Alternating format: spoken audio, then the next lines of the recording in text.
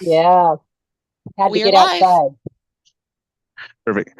Thank you. And I want to welcome everybody to the City of Salem's Finance and the Urban Rural Agency Finance Committee meeting for July 15th, 2024. Councilor Gonzalez present. And if we could have the other members of the committee announce themselves. Councilor Mickey Varney, present. Councilor Linda Nishioka, present. Thank you. Staff, please. Staff and any other members joining us. If you could introduce yourselves.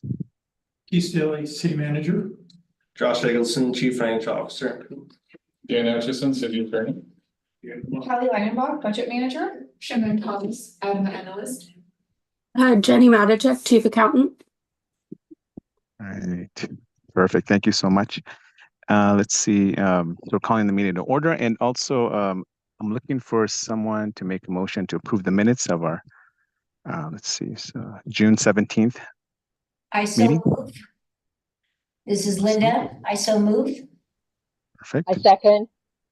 Perfect. Motion by Nishioka and seconded by Varney. Any other comments or questions? If not, then all those in favor raise your hand or say aye.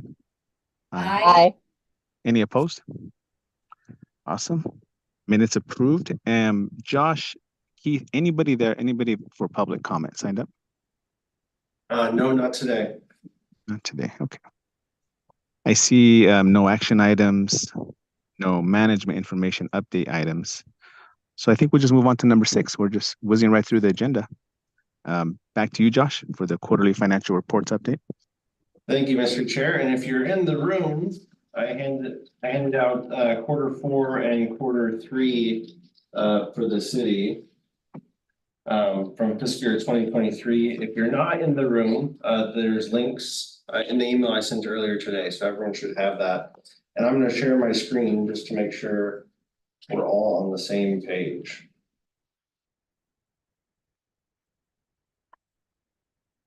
So a little background.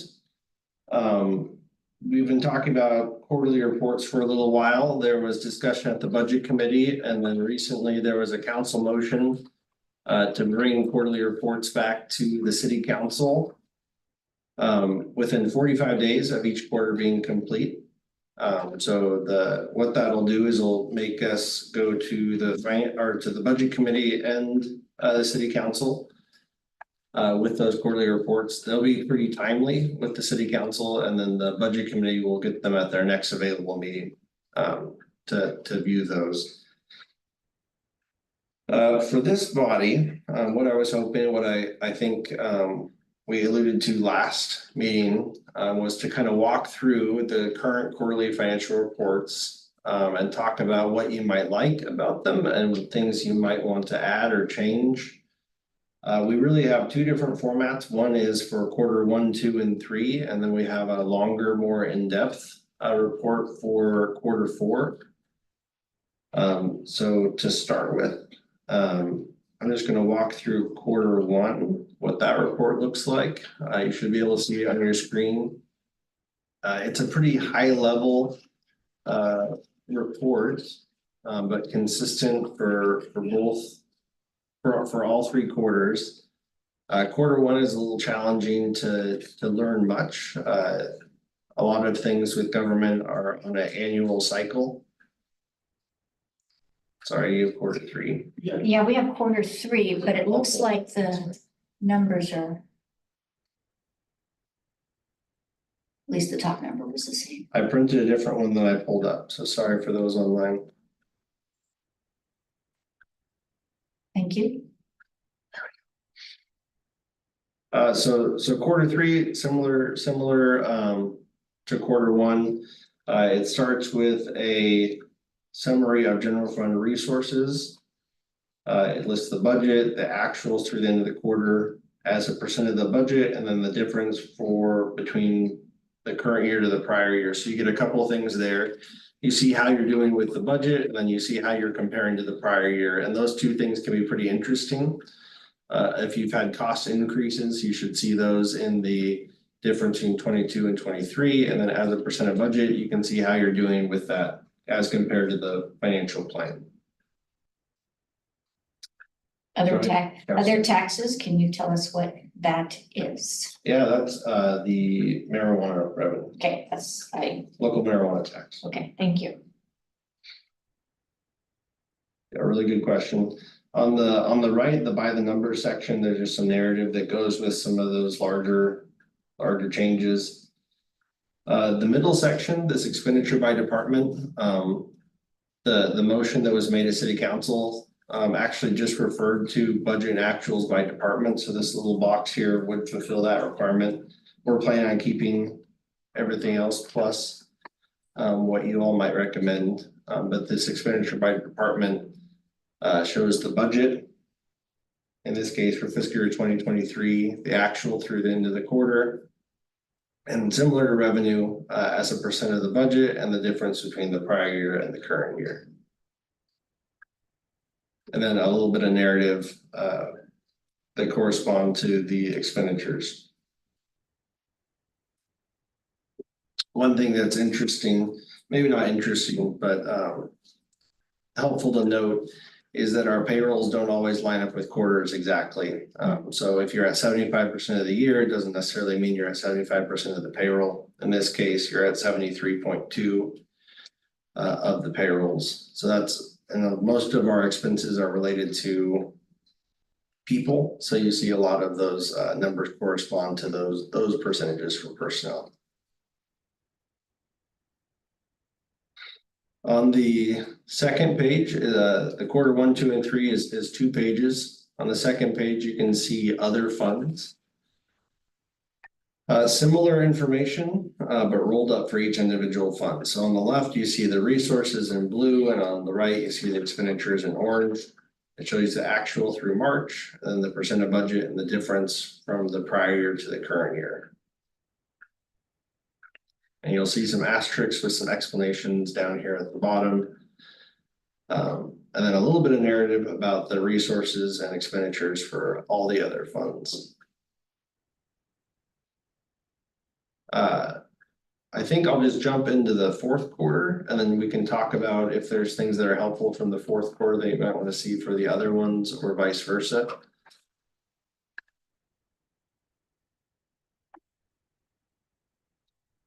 So the fourth quarter is much more in depth, 7 pages as opposed to 2. One thing that I'll note that'll be different, with the 45-day requirement to complete the quarterly report, it'll be preliminary.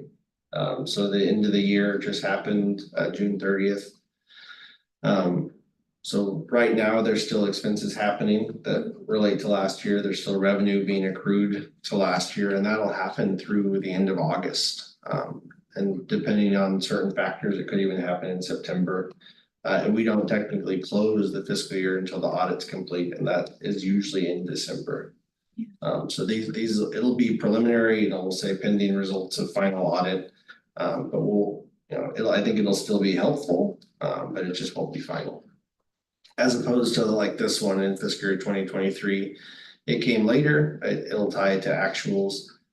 But we'll, depending on this discussion, we can keep a similar format. It'll just say preliminary.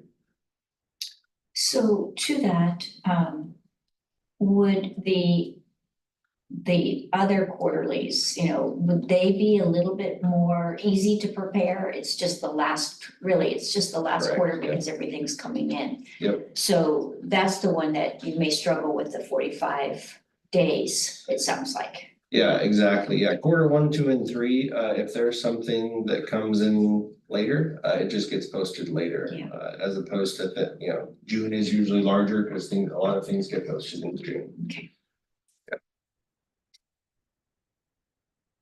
So starting at the top, it talks about total resources for all funds.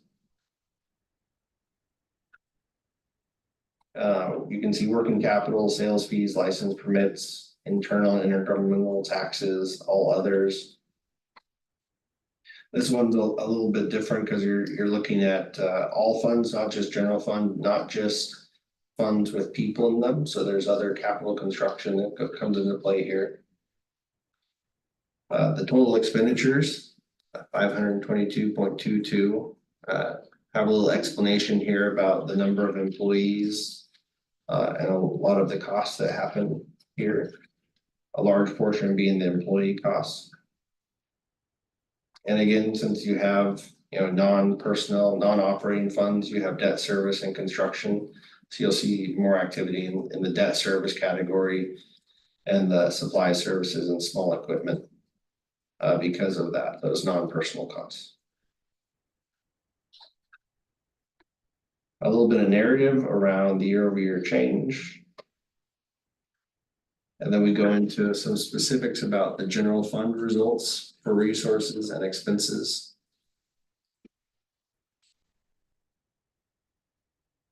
And then we have a paragraph for a future outlook. So at the end of 2023, we still had experienced large fund balances with federal and state funding, the influx of that funding. So that spoke to that future outlook and how those revenues were going away.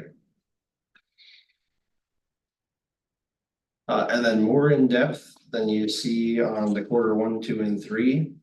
You can see property taxes, a little 5-year graph there, actuals to budget, and the year-over-year change also. So some similar information to the quarters 1, 2, and 3, but a little bit more in depth.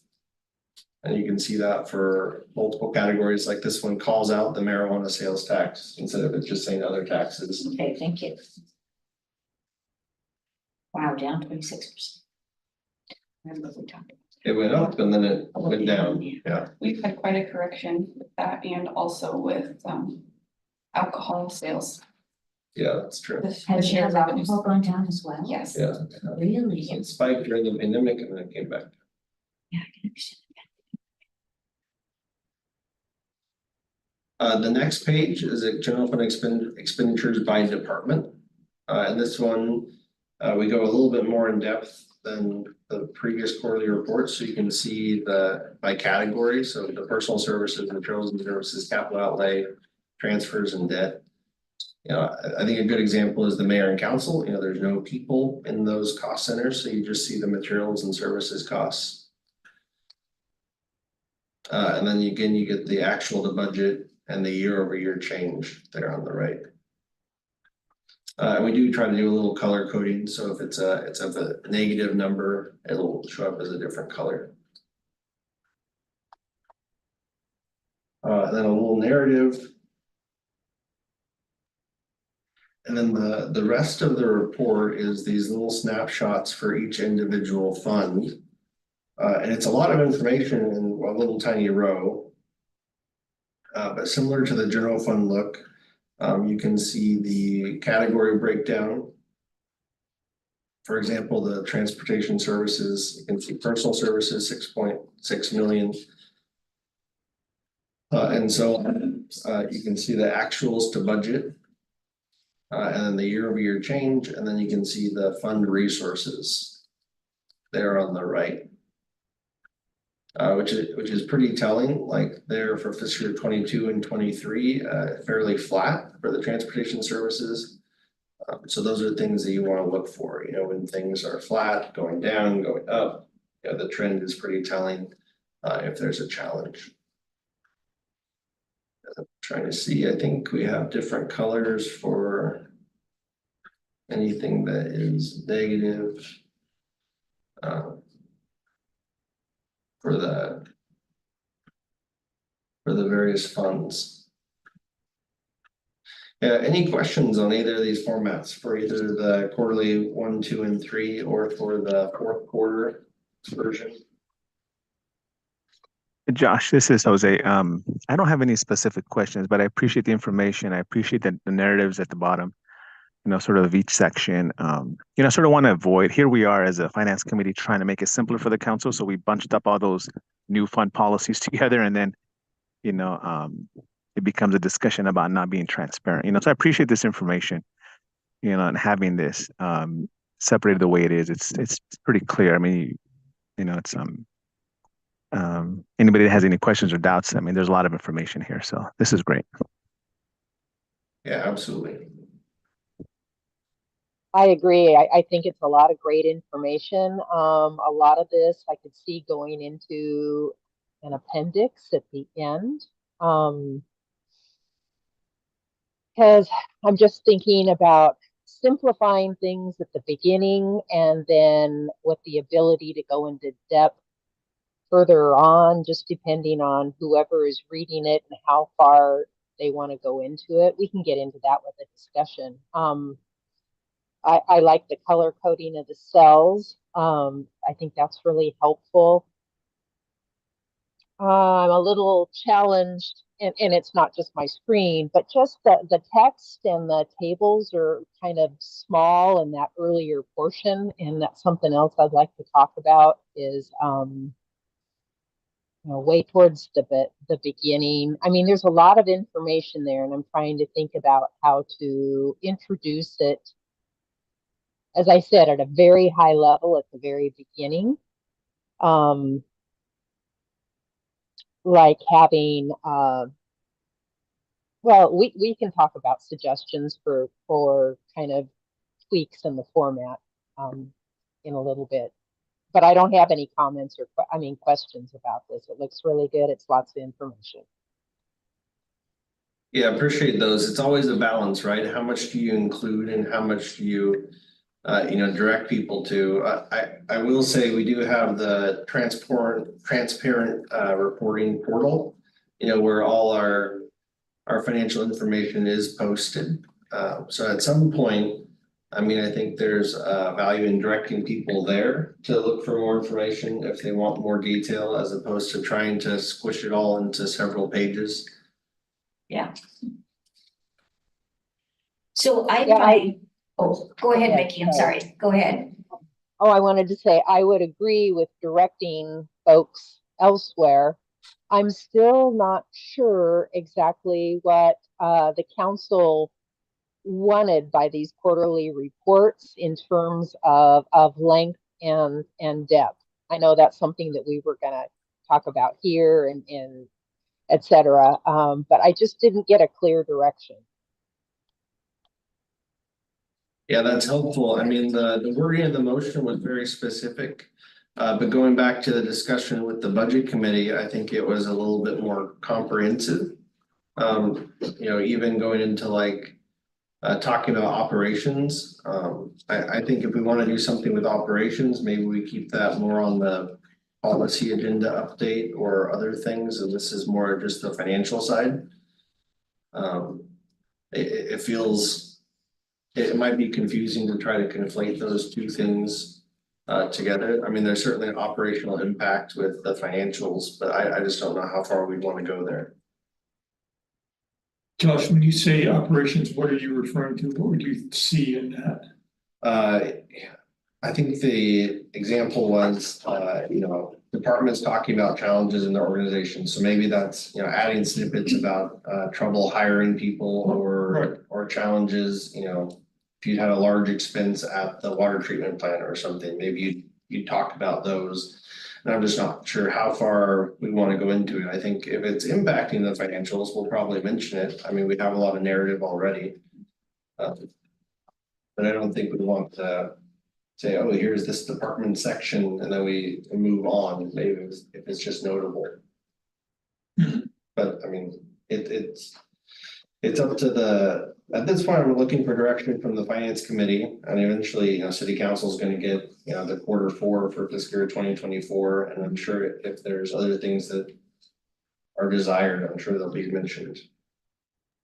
One thing that comes to mind that has been a topic of discussion is vacancies and staffing levels. So maybe there's something we can do on a quarterly basis. It says, here's our staffing level by department. Vacancies, what the status of those vacancies is and reason. I think that's a good idea, because again, if there's a department that's had longer than 6 months or a year vacancies. Issue of. It definitely did, and again, you took action on that, which I think was an excellent strategy.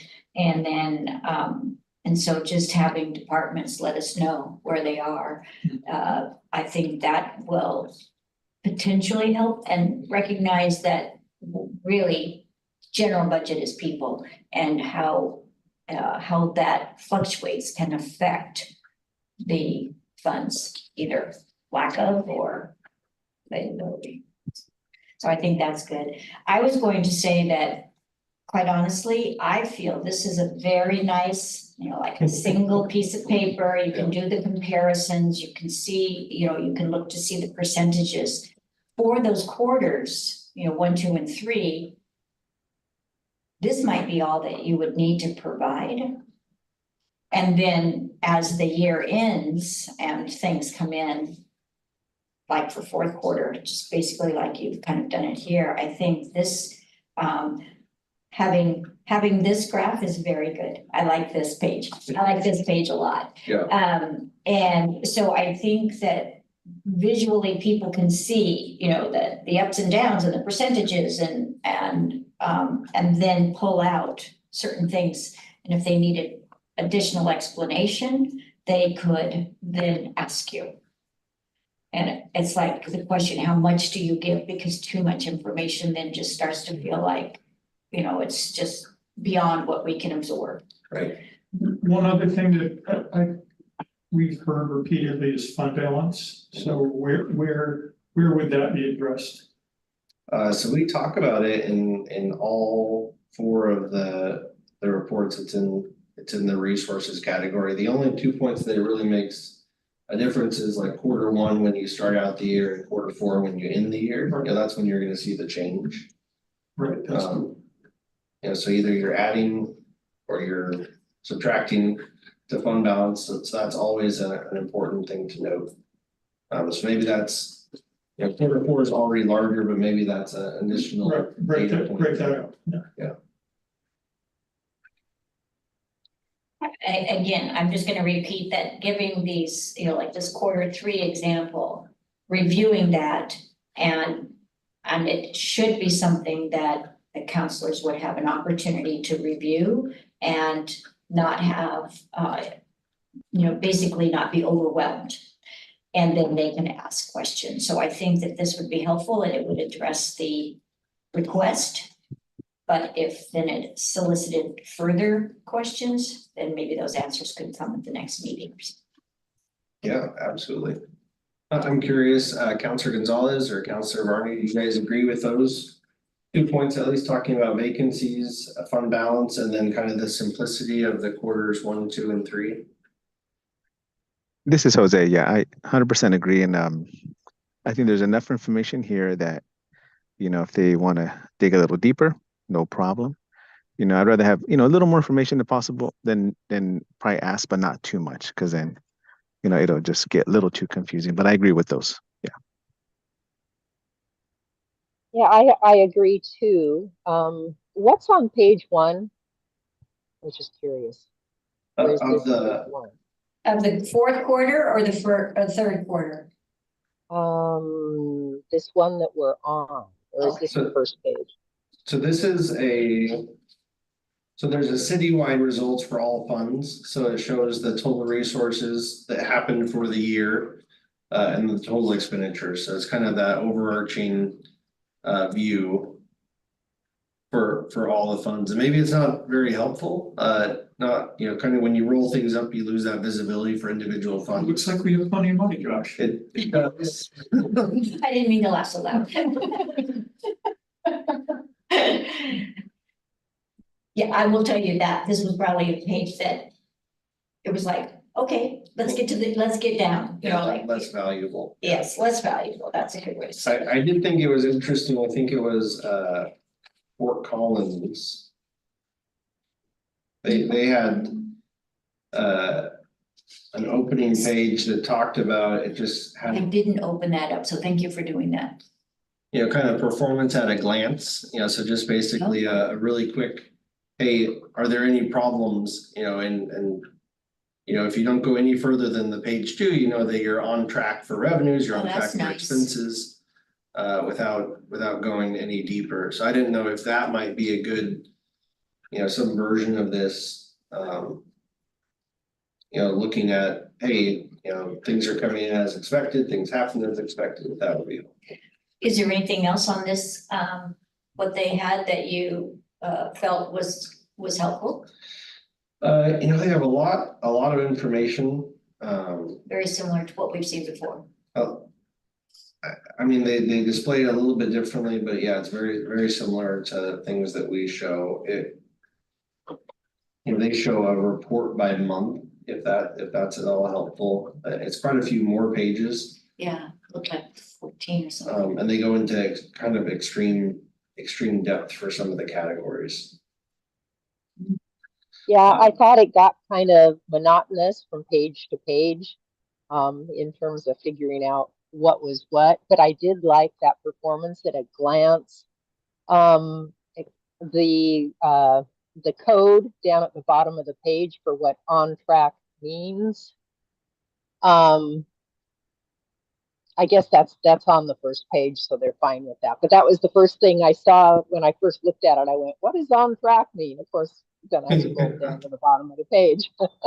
But I did kind of like that idea of at a glance. Another one of the ones that you shared that I liked was the city of Vancouver. I like them having an executive summary. And the fact that there were just some paragraphs, let's see, what did I have here? Status, operating budget, and then the revenue highlights with a few budget points and maybe the expenditures highlights with some bullet points. But I think the executive summary at the beginning, I mean, I felt that was a good overview for someone that just wanted to kind of see what the status was to introduce everything. I did like that part of it. Yeah, that's helpful. There's quite a range when I was looking at, the 100 different cities that I kind of glanced at. Some of them are hundreds of pages long and very formal. It's almost like a pre-annual report that they publish.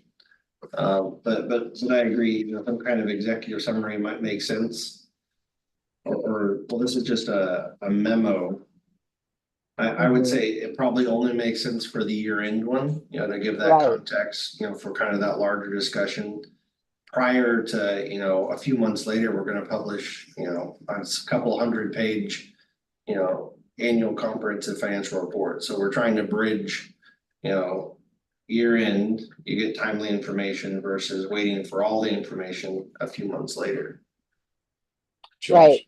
That makes sense. Yeah, I was thinking more of the whole year at a glance, even though sometimes it's hard to pick out things. But as I said, that the highlights and bullet points are easier to digest sometimes. Yeah, absolutely. Let's see, what else was I going to say?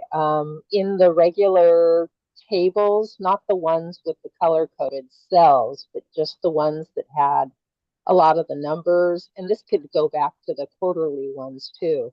One of the things that I appreciated in some of the other financial reports was the negative ones were in red.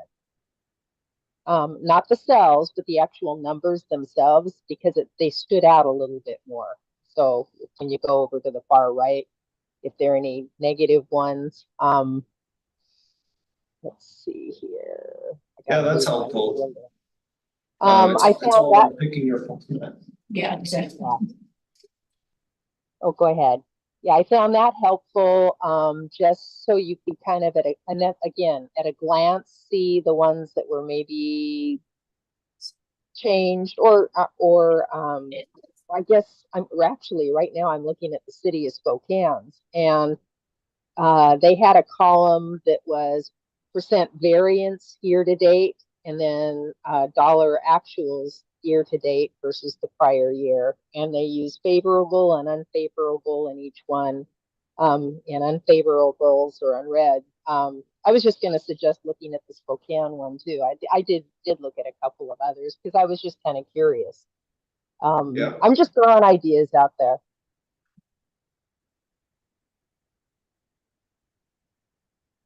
So But I really Josh, like does what we have. The idea is to present this as an information report to council quarterly. We will have a cover report on it, maybe that sort of executive summary paragraph. Yeah, good point. Yeah, we can give some information in the staff report that it's attached to, when we deliver it to council. Yeah, that's a great idea. Okay, perfect. Any other questions for Josh and staff from the committee? All great ideas and suggestions, by the way. This has got to be the best committee of all. Yeah. Josh, any other information for us? No, I think that certainly gives us some ideas for how we could modify, the upcoming fourth quarter for 2024. And then I think after that's delivered to city council, I mean, the finance committee can give, or the city council can give feedback on changes. I don't think, given our 45 days, we'll have a chance to bring it back to the finance committee before council. So we'll have to Gotcha. go to the first meeting in August. Makes sense. Yeah. Yeah, I mean, great job. I think Member Varney mentioned that, what is it that the council is expecting as a whole. So it's a little hard for us, but I'm glad you took it to heart. It was clear for you, and this is what you provided. So I think this is perfect. I agree. Any other? Okay, thank you. Thank you. Any other comments or questions before we move on? Okay. All right. Well, Josh, staff, great job on that. So next item is any new business? And we don't have any new business for the committee unless there's new business that the committee has. That's right. That's true. I like that. Anything from the other committee members on any other subject with regards to the city finance? Not me. Not me. Okay. Well, sounds good. I think that's it. There's nothing else, and I think we can adjourn the meeting. Thank you, everybody, for coming. See you soon. Sounds Meeting's great. adjourned. Have a good